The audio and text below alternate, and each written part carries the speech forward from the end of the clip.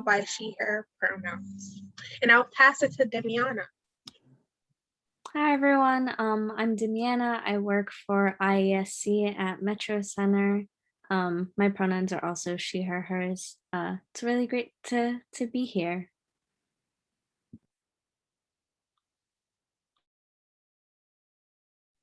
Would you like to Oh, pass? my bad. I'll pass it to Monique. Hi, everybody. My name is Monique. My pronouns are she, her, hers. And I'm excited to be here as well.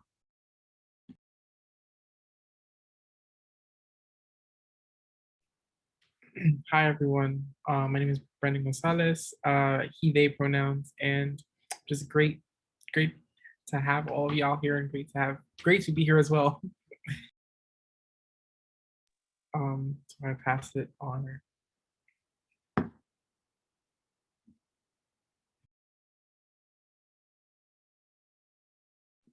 Hi, everybody. My name is Maria Hernandez. My pronouns are she, her, hers, and I'm currently the director of NYU Metro Center's Innovations in Equity and Systemic Change, and I will pass it on to Reed. Good evening, everybody. I'm Reed Sweeter, he, him, his, a senior equity associate. Pleasure of working with Maria and Demiana, and pleasure of learning from the amazing people that are on this panel. I'm so excited to see this manual come out, and had the pleasure of looking through it earlier. So yes, great to be here. Great to have everybody here. And I'll pass it. I'm like really now, so if anybody wants to jump on it, that would be great. We all get a chance to introduce ourselves? Okay, awesome. All right, so I'm going to go ahead and share my screen so we can get started here. We've only got an hour, so we'll try to be swift with our time. Feel free to be in the chat and ask questions or interact with us there. We would love to hear how you are experiencing this and what you all want to know. So we are so excited to finally present to you our youth manual, our youth adult partnership kind of youth voice manual. It's titled Interrogating, Interrupting, and Eradicating Disproportionality Through Youth Voice and Action. It's a guide for youth adult partnerships in pursuit of educational equity. And this is in partnership with Innovations in Equity and Systemic Change. We've all introduced ourselves. This was born from formerly TAC-D, and I don't know if Maria or Reed want to speak more on IESC and what you all do there before we get into the guidebook. Would you all like to speak on that a bit? I'll say something briefly, and Reed, please add as well. To Quaylene's point, we were the Technical Assistance Center and Disproportionality that was out of NYU Metro Center. From the work that we learned from our work at TAC-D, we became Innovations in Equity and Systemic Change. We aim to actually provide professional development, technical assistance, and consultancy to educational institutions in general education and special education. And our aims are really to advance equity through being able to disrupt, dismantle, and eliminate disproportionality by building the capacity of educators to implement culturally responsive, equity-based systems that meet the needs of every student and families. So we are actually, I'll just say, we're excited to just see our young people, but we're also excited that I know that the manual itself has been a labor of love, like literally a labor of love. Did I miss something, Reed?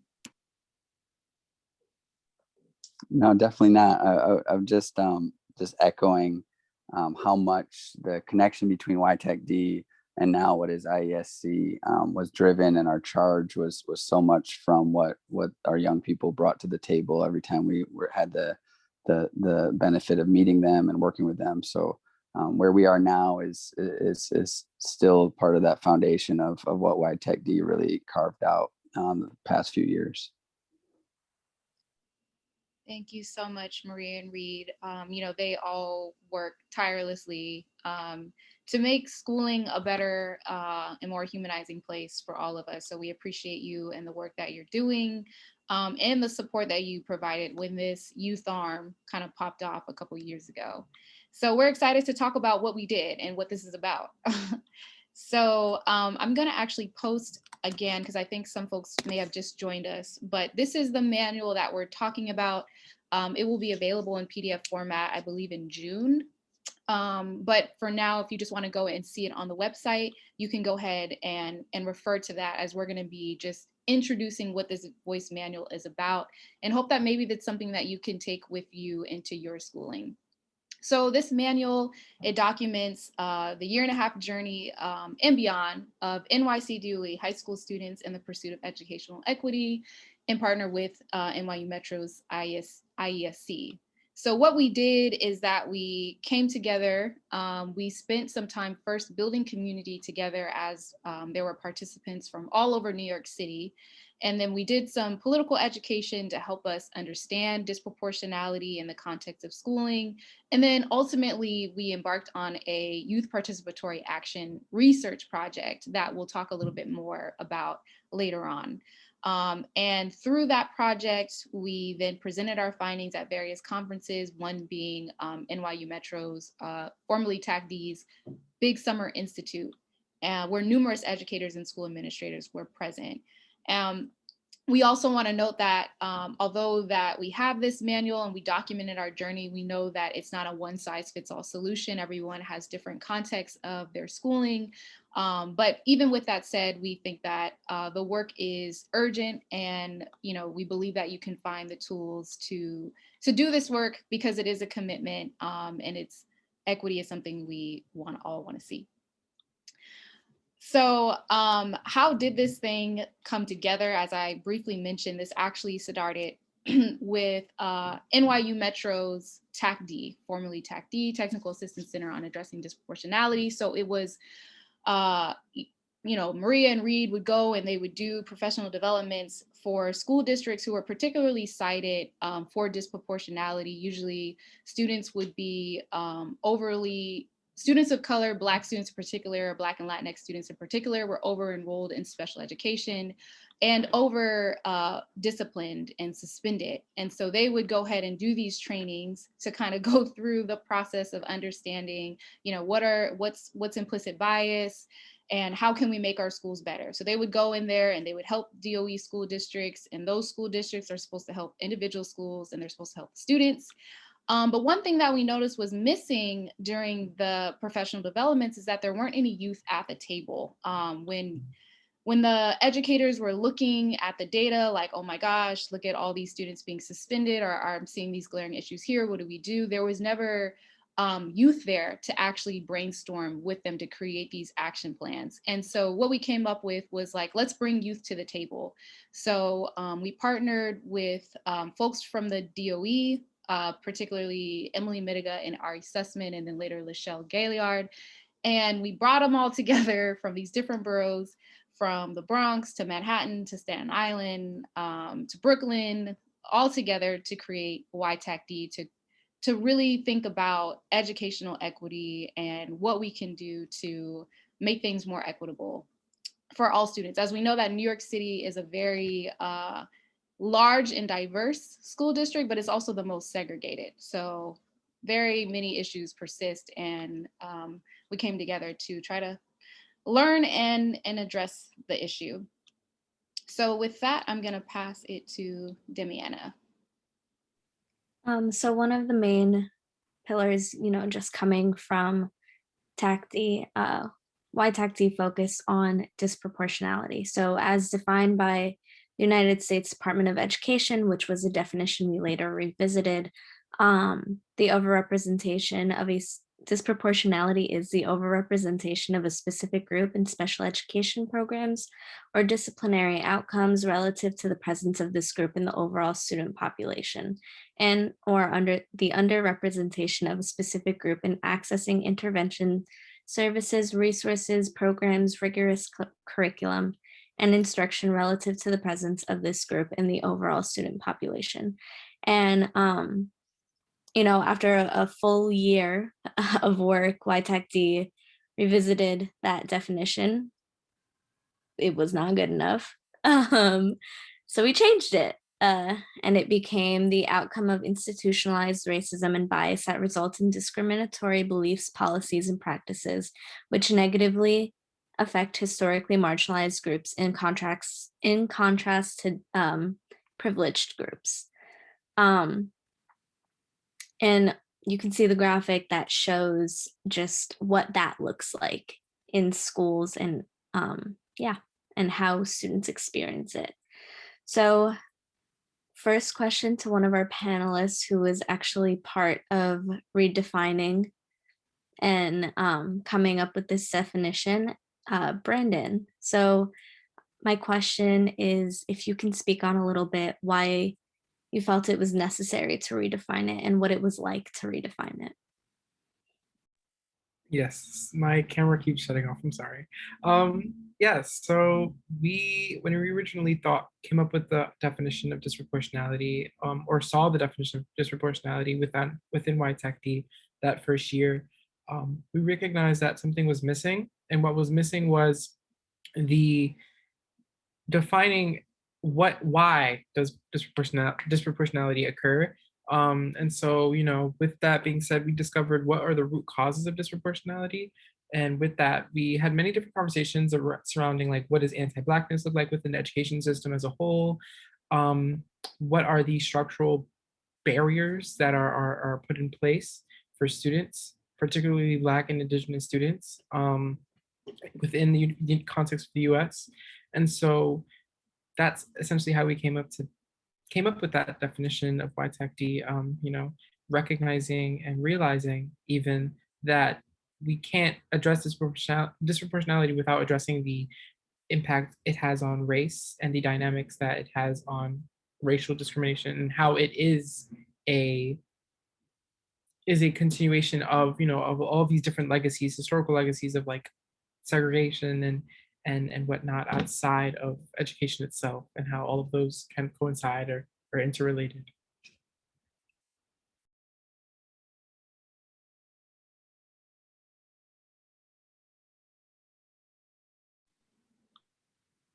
Yeah, if Quailing, if we could, yes, okay. So along with redefining disproportionality, one of the major takeaways that came from this experience was redefining what an adult and youth partnership actually looks like. In a lot of spaces that attempt to create a youth and adult partnership, there's a lot of like equality language, equality of voice between adults and students. And we just realized that just wasn't good enough. It just was not enough. It led to a lot of tokenization of students and just using the labor of students without allowing them to drive decision making. And so we clearly defined within the manual and also within this slide what the adult role is. And very simplified, the adult role is to uplift the student's voice, make them feel safe, and to stand up to colleagues and those above them in their workspace and able to protect the student's voice. And that, so we proposed a 9th rung to the youth voice ladder, which is youth-driven decision-making. The youth really need to be driving the decision making. They need to be driving the actions within these groups in order for any like kind of genuine outcome to occur. And the adults absolutely need to protect that voice and need to be able to step back and to allow for criticism of themselves to occur, criticism of their role to occur. They need to be introspective. They need to understand their positionality and have already done that work. You know, it would be absolutely way too late for it to happen within this group. You've already exposed a bunch of students to like your unfinished work. Yeah, so I just wanted to pass this to Titi, who has done a lot of work on her school's equity board and equity team, and just also just like within YTAC-D, what it feels like to work with adults within this dynamic, and does that dynamic hold up once you left YTAC-D? Just what it felt like. As we know, YTAC-D is not the same. We changed our name to SEED, but we're still doing an amazing job, and I'm still on my equity team. I've been, since I was a part of YTAC-D, I've still been on my school's equity team, and I feel like it's always a continuous fight to, like, I guess, have students on these teams, but when students are on these teams, they're shown that there's different type of progress being made. When I was first on my school's equity team, there was a lot of suspensions in my school, and it was really unfortunate. And as a transfer student, it was just like, why are these happening? And we wanted to figure out what can we do. So when I was first on my school's equity team, the first thing that we did that I helped them with that initiative is fix the school disciplinary code. That was very important so we can lessen the amount of students who are getting suspended. And after that year of us being able to fix the disciplinary code, we worked on more restorative means, and like having RJ in our classes, which made so many changes and made our school a lot safer and more of a community for students to be able to come through. RJ is restorative justice. I don't want to put out any terms that that anybody's not familiar with, but I was the only student at first, which was kind of like awkward because you're in the midst of teachers and you feel like there's I can't really say the word, superiority. I'm just gonna say that. But then after a while that you are in the team, you realize that I guess we're able to learn from each other, and we're able to take away something from each other, which is very, which kind of takes away the superiority that seems like it's there. But eventually I was able to advocate, and more students were able to be added on the team this year. So I'm grateful that I didn't I guess, let just being the only student on the team get to me, and I was able to have more students' voice being included. And it's very important that these student voice are included because it's their school, it's their curriculum. They're going to school every day and they're learning, or they should be learning different materials in the curriculum. So yeah, I hope I covered all the questions you asked me.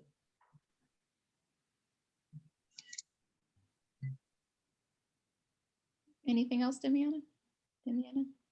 No? Okay.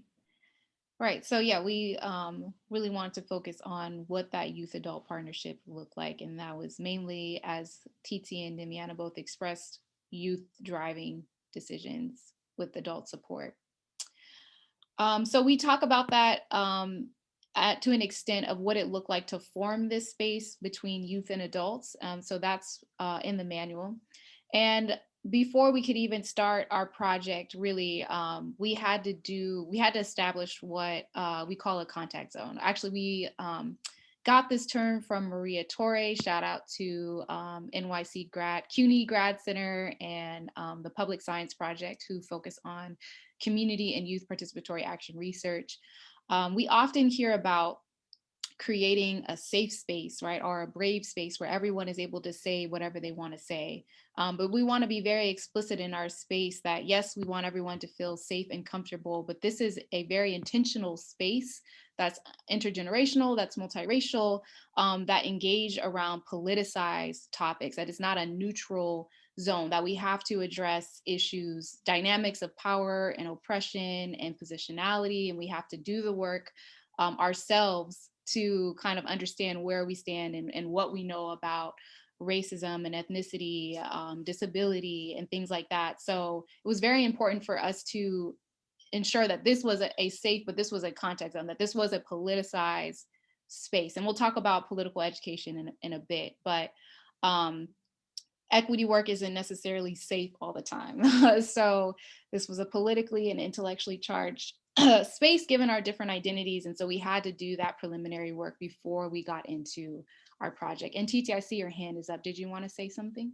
Feel free. Yeah, speaking about safe spaces, I was actually on my school's equity team today, and we're talking about decentering whiteness in our school, and I'm on that not RJ, equity team.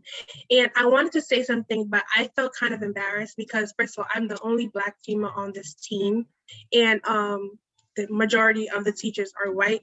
And I was like, before I say this, I was like, I hope this is a safe space because I didn't want to offend anybody. So definitely creating a safe space is very important because when you say something, especially like as a student, I'm from the Bronx, so sometimes when I speak, it might seem, I guess, aggressive or like, I don't know, ghetto, but it's not.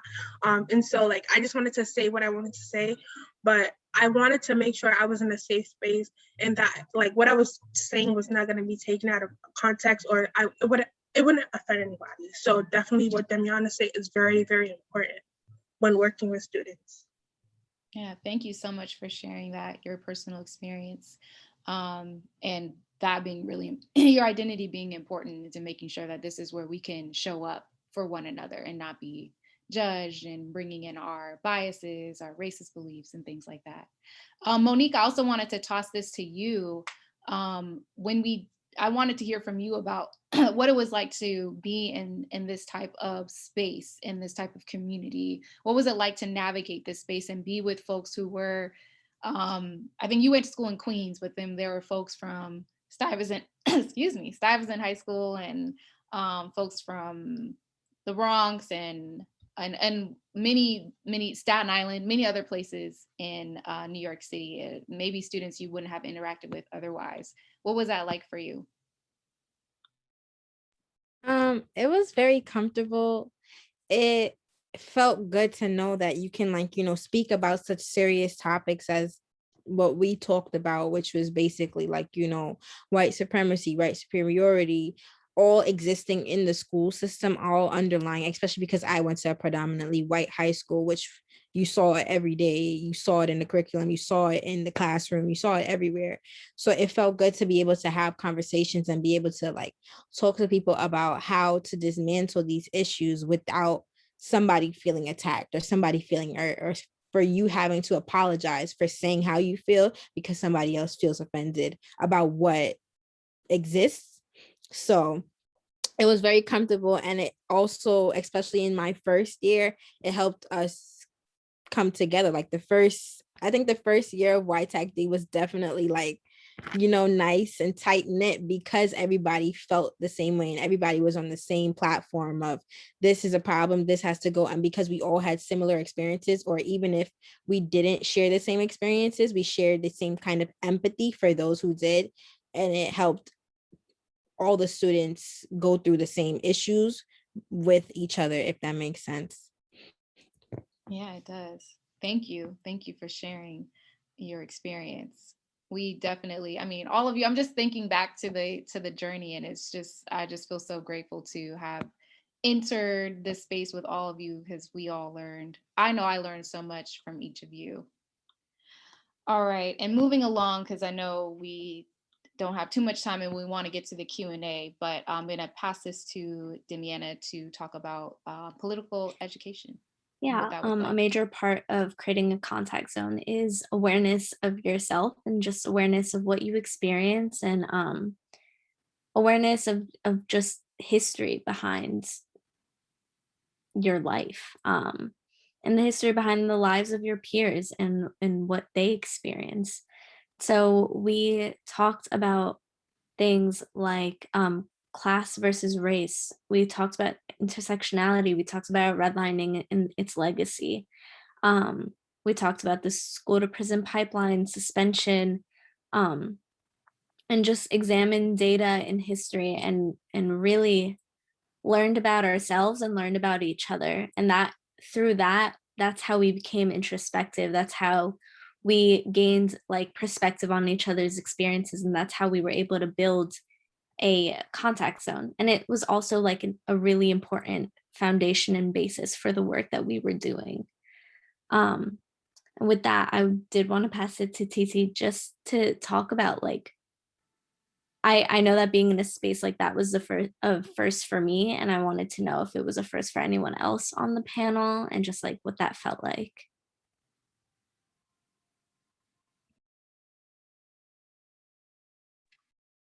Go ahead, Brandon. I see your hands up. Yeah, definitely being in the white Sagadi space helped reaffirm like just what our histories were, like an understanding of what a shared history is, an understanding of solidarity work, and and and beginning to study the dialectics and the historical materialist analysis, like having that like really in-depth analysis of the world and of history, and how like society and the development of society through in regards to like race and racism, whiteness and power structures and class and all of these different varying oppressive institutions and structures. YTAC was really instrumental in understanding that. And as we saw in the definition, like, you know, the updated definition, that is the type of work we were doing. We did a lot of reading, we did a lot of struggling together as it pertains to delving deep into the histories of our communities at large, into policies at large, whether they are contemporary or past or things that just that have always stood the same. And so I feel like that was really instrumental in, and it should continue beyond this space, of course. Political education is really instrumental to basically raising the consciousness of people and alerting each other of you know, our shared history, basically. TT, did you want to add on? Yes, I feel like first of all, these things are not taught in our schools, which is really unfortunate. What we're discussing, which is like, why are we not being taught about these things? And these things are very important in our education and should be embedded in our curriculum. But unfortunately, our school doesn't teach us these things. By being a part of this, I felt like I was educated a lot more about like these systems and like other race, like just so much history that I would have not been able to know if I was not part of this organization. I would also say at the first, when we started like talking about the history behind it, it was not easy. I was not familiar with the terms and like the concepts, but eventually I was able to even do my own research and I was able to check my bias. And eventually I was given the opportunity to be a YPF, which is a youth partner facilitator. And then I was then teaching these terms to other students and teachers as well, as being a part of C. So I appreciate the opportunity. It's been an amazing privilege. And I feel like this work needs to keep on going. And yeah.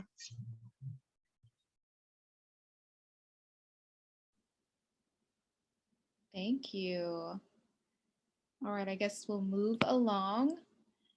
So yes, so now is the time where we talk a little bit about the YPAR process, because that was, you know, everything was leading up to the YPAR project. And of course, before we could do that, we had to build community, we had to build a solid partnership, we had to build trust, we had to undergo some political education. And, you know, some folks, they see that there's a problem and they just want to dive right in and come up with solutions. But we wanted our space to be very inquiry based, where youth were very hands-on themselves in leading this investigation of what disproportionality was. What did it look like nationally? What did it look like in their schools? And how were individual students experiencing the type of disproportionality that was going on across the city and nationally, of course, as we know, disproportionality exists on a state level. I'm sorry, on a national level. So what does a PAR project look like? And some of you may have done PAR in your classrooms or in other spaces. And it looks differently for, you know, there's not like a specific formula. Like it can be messy and all of that stuff. But this is what it generally looks like. And this is what we did. So of course, we first did some political education. What's disproportionality? What is whiteness? How does that shape our schooling? What is redlining? How did that shape schooling? So on and so forth.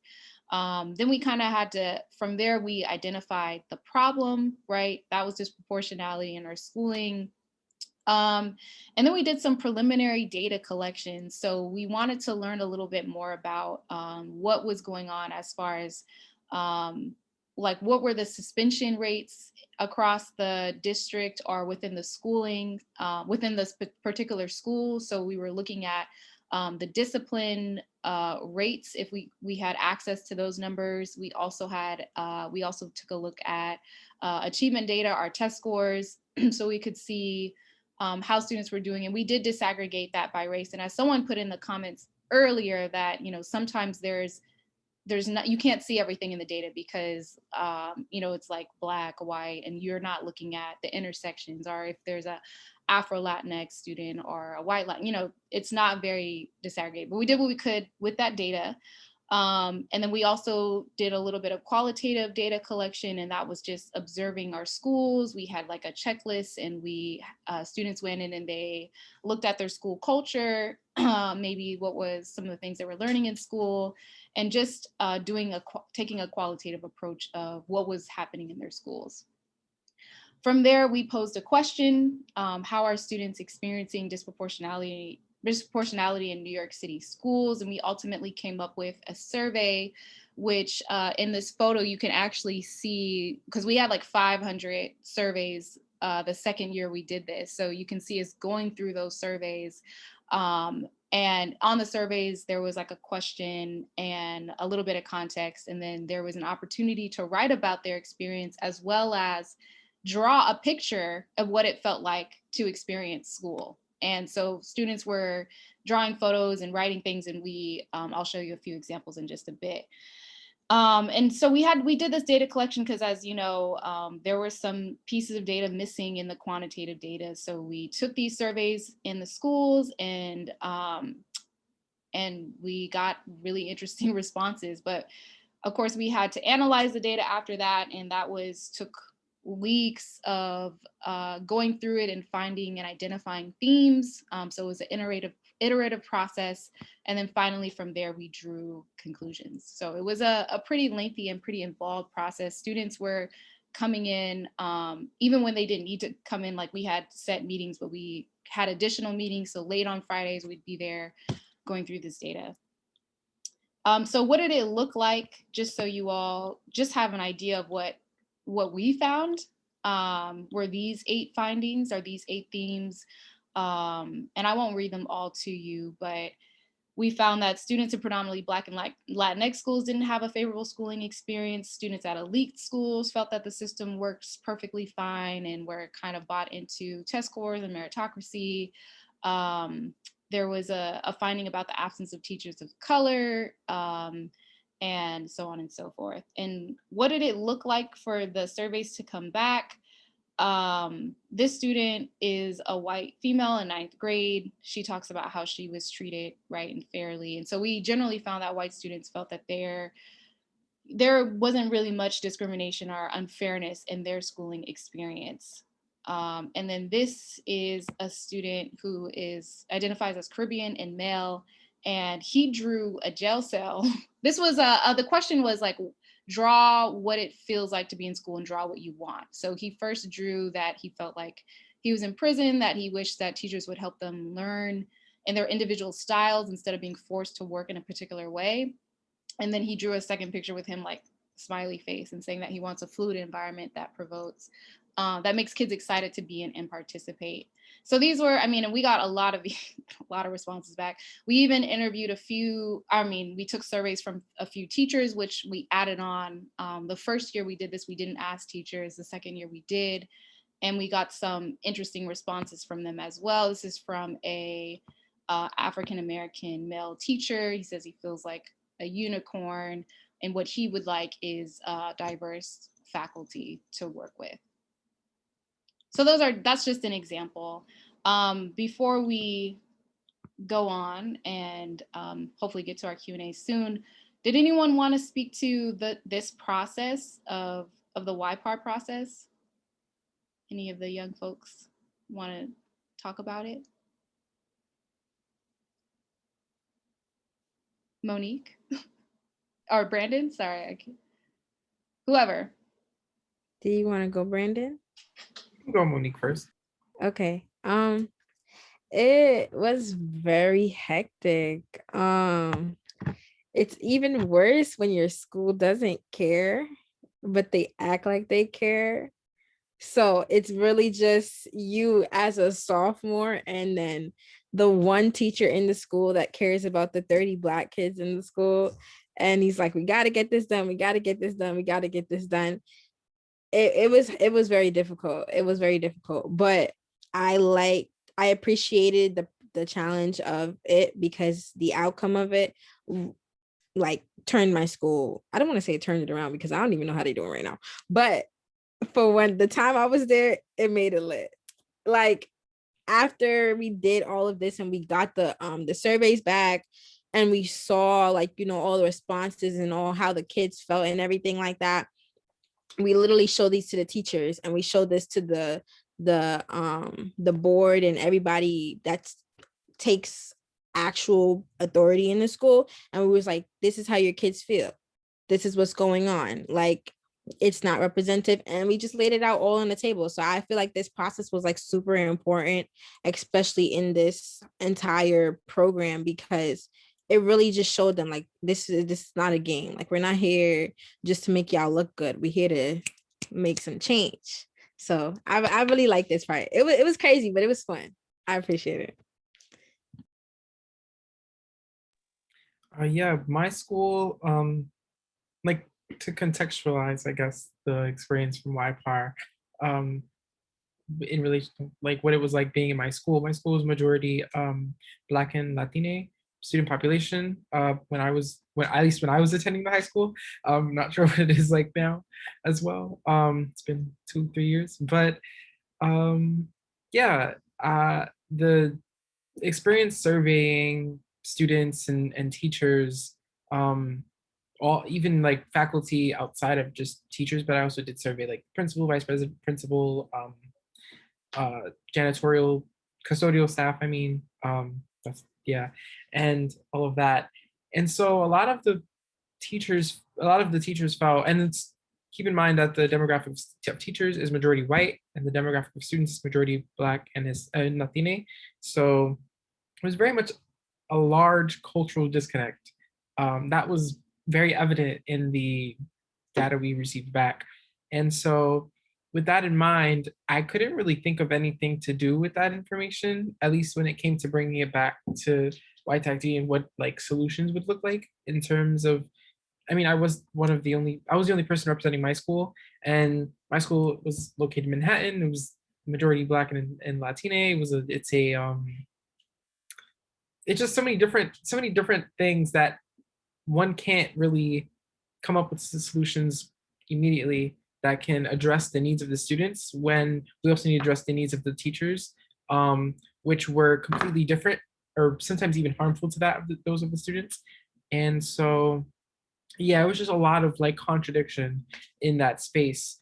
And then bringing that contradiction to YTech-D and analyzing that contradiction and trying to sift through those lines and figure out like what are other people doing in their schools that can be done here in mine. And so what YPAR did was definitely bring to light the anger essentially of the students and the frustration and disconnect that the teachers had with those same students.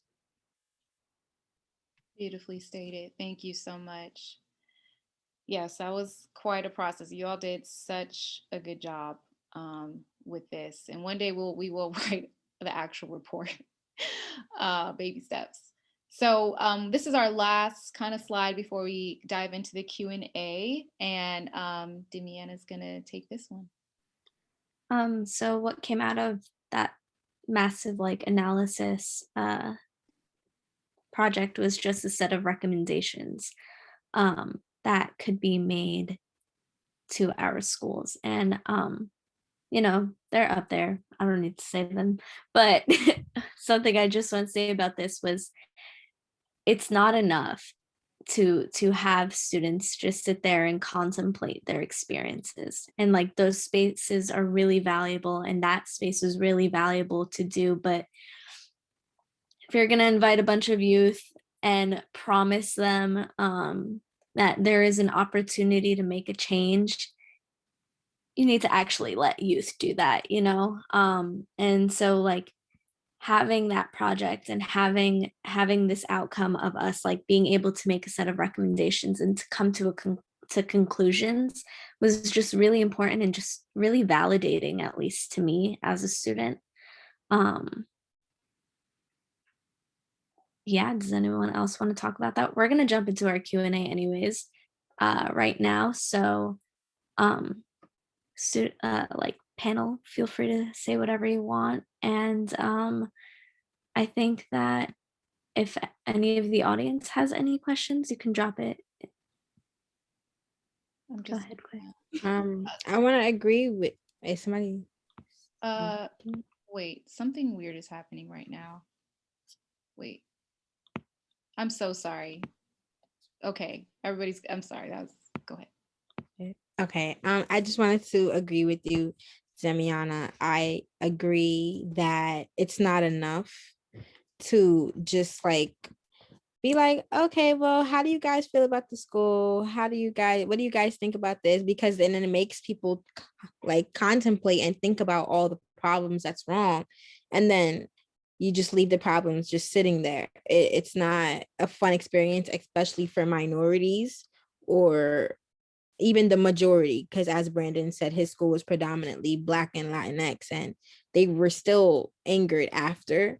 So I agree. I think it's not something that you should jump on if you're not willing to actually follow through with action and do the work. And because it's a lot of work, guaranteed. It is a lot of work to get things done. And it was even disappointing for me because when you look at all the issues going on in schools that need to be fixed to make the students and the teachers happy and the faculty and anybody else that is affected in the school, it's like, okay, well, where do you even start?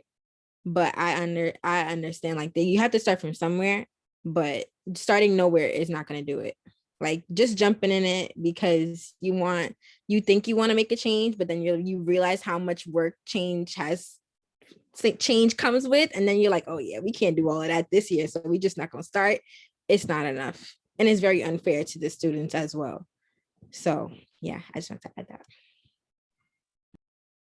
To Monique's point, education is very essential, like I was saying before. But I wanted to add, like, talk about my experience doing YPARP. As a very vocal transfer sophomore student at the time, it was very kind of hard because I had an assignment due for C, which was to like distribute these surveys.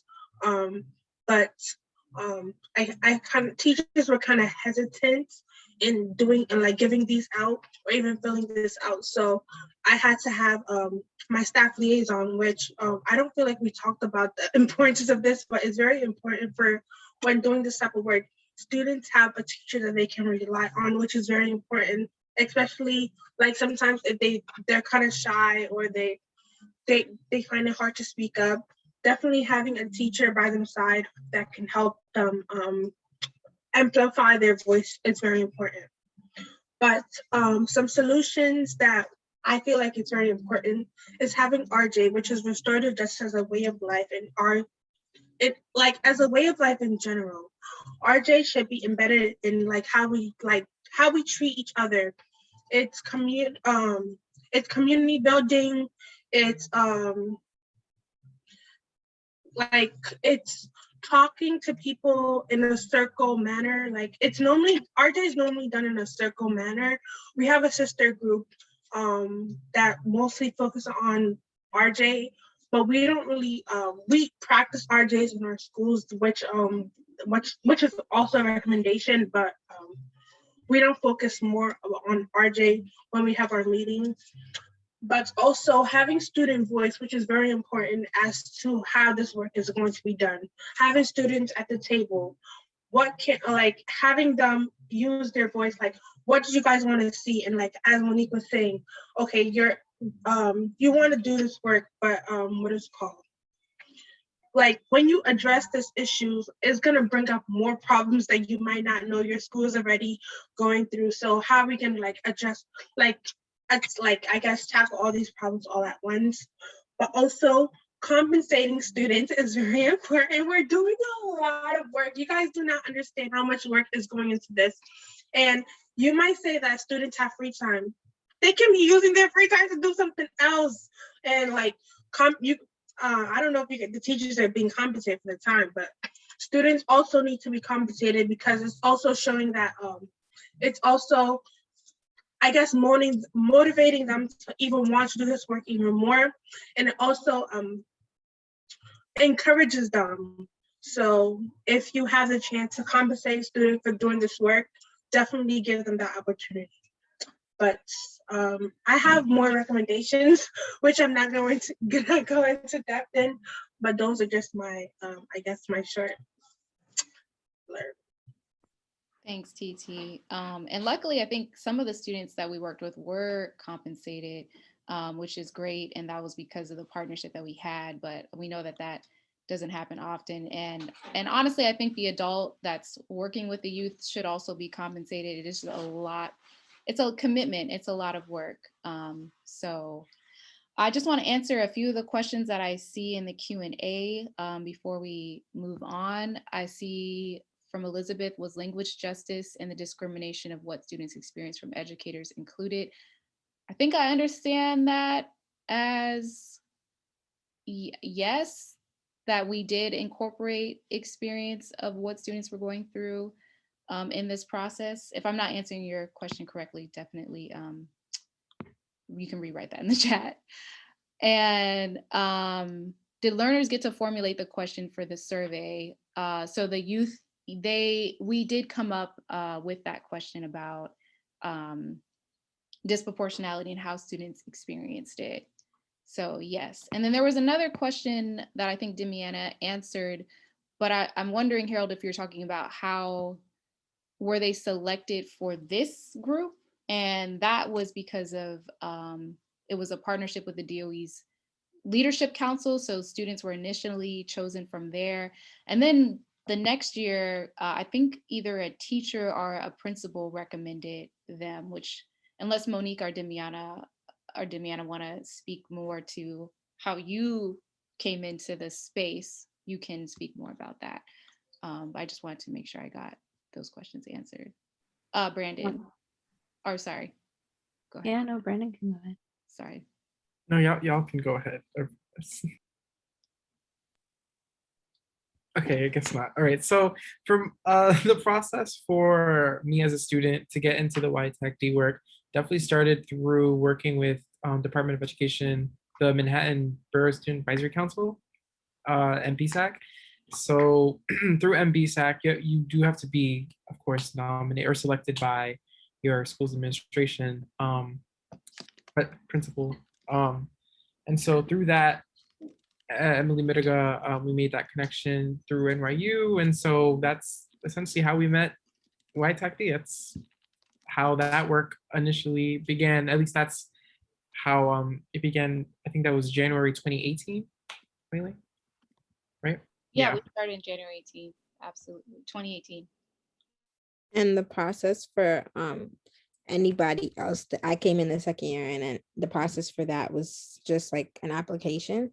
Well, like, I mean, I remember my dean, he let us know that it was available, and then we all applied and stuff like that. And then we were chosen from there to whoever was officially a part of the YTech-D from there.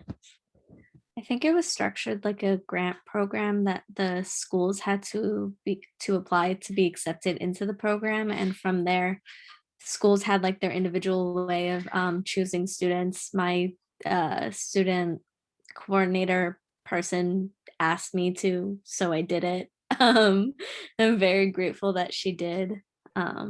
Yeah. Yeah, adding on to what Demiana said, that's how my school got involved. You had to apply to be a part of it. And that's how it's still going on because I'm still in the organization, We're about to round up, and it's about to be my last year, but it's been an amazing privilege. 3 years, wow, 3 years. Yeah, but that's it. Yeah, we wanted to be intentional, especially in the second year, to get schools who were committed to the work. And that's why we asked folks to apply.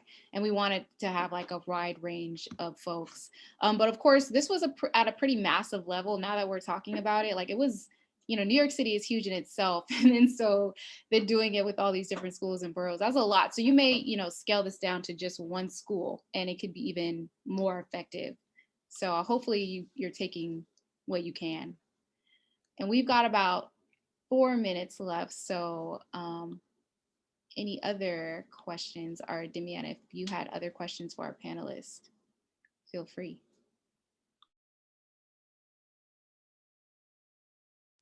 Just like what advice do you have for any adults that are trying to build that a program like this? And just retrospectively, how did you feel about the process? I miss White Tech D. I do. I miss C too. C was okay. White Tech D was lit though.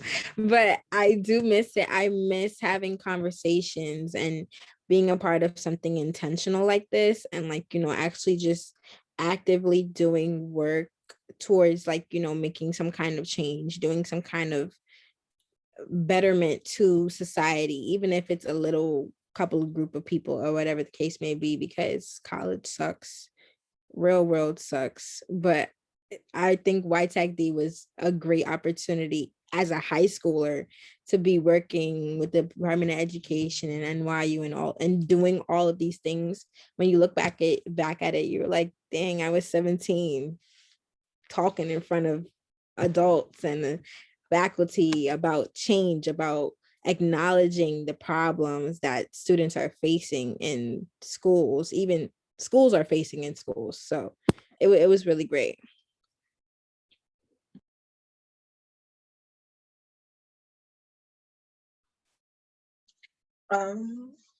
Yes, Monique touched on a lot of things. Like, I was really at this age doing this big things.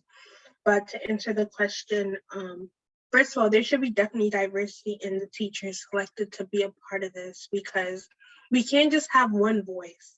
There's to be amplified voices, because especially when you're working with urban students or even whatever type of students, whatever community you're in, there should be a diverse background of people in that team. And after, there should be definitely student voice included in that team.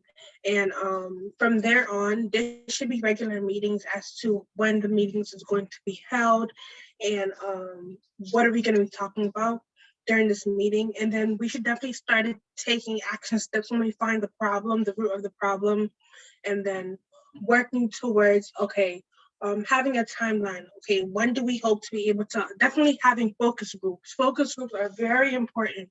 My school has done quite a few focus groups after being a part of the equity team. So like having focus groups, male teachers, white teachers, teachers of color, students as well, depending on what type of issue you're trying to solve. But yeah. Then figuring out the next steps in solving these problems. So yeah. Yeah, definitely White Tech D has helped me learn how to create action steps to problems that occur. Helped with analyzing situations and problems, looking at again, going back to dialectics and looking at the historical analysis of certain things, even if it's not that far historically speaking. But yeah, White Tech D, when I first joined White Tech D as a high school student, I was very shy and not really great at public speaking and things of that sort. I was shy. And then now I am a junior in college. I'm the president of the Black Student Union. I'm the director of diversity, equity, inclusion, and all of these other great, amazing things that I feel like White Tech D helped shape in terms of looking at and analyzing situations and looking at and working with people. That's at the end of the day, that's what it is. It's working with people. It's community building, like TT said, and really tapping into what are the community's needs and what are the material needs of your school, your collective as a whole, and what are the ways in which you can address those material needs. Looking at what is harm, looking at harm, dealing with or addressing harm, all of these different things and concepts. And so really tapping into that YTech as a whole, or C, which I didn't get to experience with y'all, but yeah, just that's essentially my experience, and I'm very grateful for that. Thank you so much. Any other last comments from our panelists before we wrap up? Well, I really want to appreciate you all for being here. For the attendees that came today, thank you. Feel free to reach out. I see that we've dropped our emails in the chat. This was such a transformational experience for all of us, for me as well. And it's just exciting to have us all back together talking about it. It just brings out such great memories. So we hope that this is something that may inspire you to do something similarly, or to take from this manual. Feel free to use it, share it, and see what you can take to your school. Not only was it a place where we can talk about equity and transforming schoolings, but it was also academically rigorous, and it just built an incredible community. And so I'll never forget it.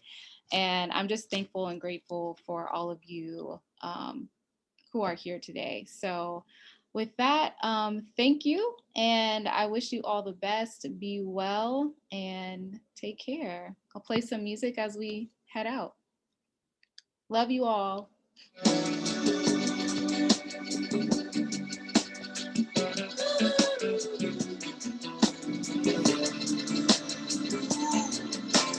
Happy feelings in the air, touching people everywhere, letting out and everything.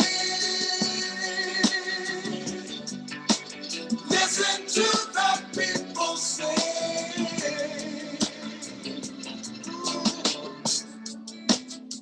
I've got myself to remind me Thank you of all so love. Thank you. Please My be in mind touch. and my heart. All right. Well, I don't want to hold you all, but that was so beautiful. Thank you. Special shout out to Demiana for helping us put this together. Yes. No, thank y'all for like responding to me and like coming. Why wouldn't I? Brandon, Monique, TT, my hearts. Love We you love it. so much. Oh my gosh. We need a reunion. I miss you guys. Oh my god, I'm not crying. I can go fuck up my lashes. Oh my god. Wait, we should have yes, we should. She definitely Listen, union. I think we should do it. that'd be How? fun. When? On Zoom? Yes. Okay. People are in everywhere person. now. Some of Or, us are you know, vaccinated. mask in person that works too.